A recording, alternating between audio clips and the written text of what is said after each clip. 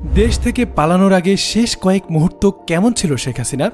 সুপ্রিয় দর্শক, একটি রিপোর্টে দেখা যায় শেষ সময়েও অতিরিক্ত বল প্রয়োগ এবং আরও রক্তপাতের মাধ্যমে ক্ষমতা ধরে রাখতে চেয়েছিলেন শেখ হাসিনা। দেশ ছাড়ার আগে সোমবার সকাল 10:30 থেকে প্রায় 1 ঘণ্টা রাষ্ট্রীয় বিভিন্ন বাহিনীর শীর্ষ কর্মকর্তাদের চাপ দিয়েছিলেন তিনি। তবে পরিস্থিতি যে একেবারেই নিয়ন্ত্রণের বাইরে সেটা তিনি কিছুতেই মানতে চাচ্ছিলেন না।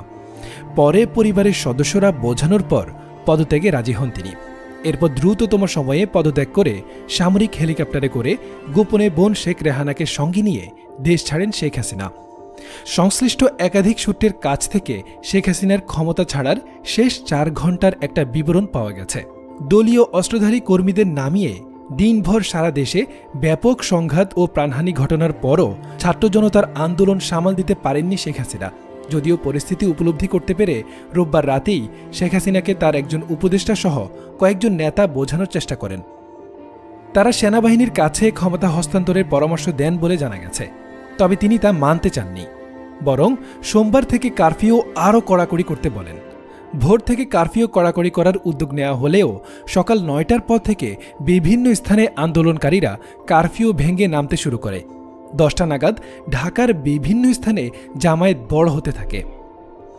বিভিন্ন বাহিনীর উচ্চ পর্যায়ের একাধিক সূত্র বলছে, সকাল 10:30টার দিকে 3 বাহিনীর প্রধান ও পুলিশের মহাপরিদর্শক আইজিপিকে প্রধানমন্ত্রীর বাসভবন গণভবনে ডাকা হয়।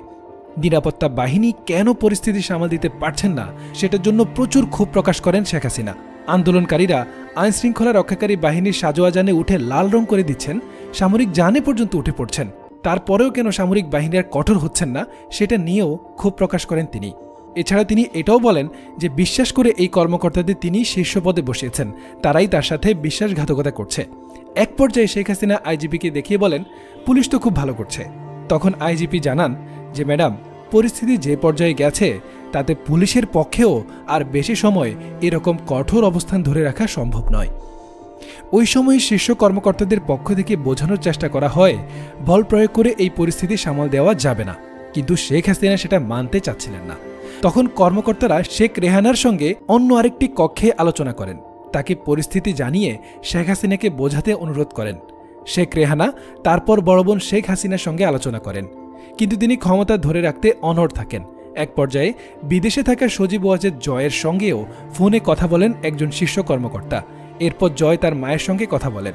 তারপর গিয়ে শেখ হাসিনা পদত্যাগ করতে রাজি হন। তিনি তখন একটা ভাষণ রেকর্ড করতে চান জাতির উদ্দেশ্যে প্রচারের জন্য।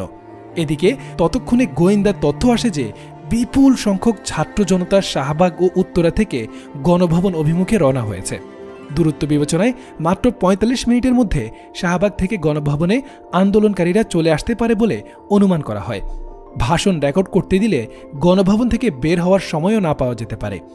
এই বিবেচনায় শেখ হাসিনাকে ভাষণ রেকর্ডের সময় না দিয়ে 45 মিনিট সময় বেঁধে দেওয়া হয়।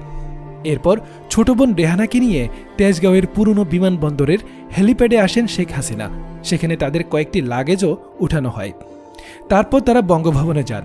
সেখানে পদত্যাগের আনুষ্ঠানিকতা শেষ করে বেলা 2:30টার দিকে সামরিক হেলিকপ্টারে করে ছোট বোন সহ ভারতের উদ্দেশ্যে উড্ডয়ন করেন শেখ হাসিনা। জানা গেছে হেলিকপ্টারটি ভারতের আকাশে প্রবেশের পর কিছুক্ষণ উড্ডয়ন করে, পরে আগরতলায় বিএসএফের একটি হেলিপ্যাডে অবতরণ করে। তারপর সেখান থেকে দিল্লি যান বলে ভারতীয় গণমাধ্যমে খবর বের হয়েছে। ইন্ডিয়া টুডের এক খবরে বলা হয়, শেখ হাসিনা নয়াদিল্লির কাছে উত্তরপ্রদেশ গাজিয়াবাদে ভারতীয় সেনাবাহিনীর হিন্দন বিমান ঘাঁটিতে দেশটির স্থানীয় সময় 5:36 অবতরণ করেন। ভারতের সেনাবাহিনীর এক কর্মকর্তা তাকে জানান, সেখান থেকে তিনি লন্ডন যেতে পারেন বলে জানা গেছে।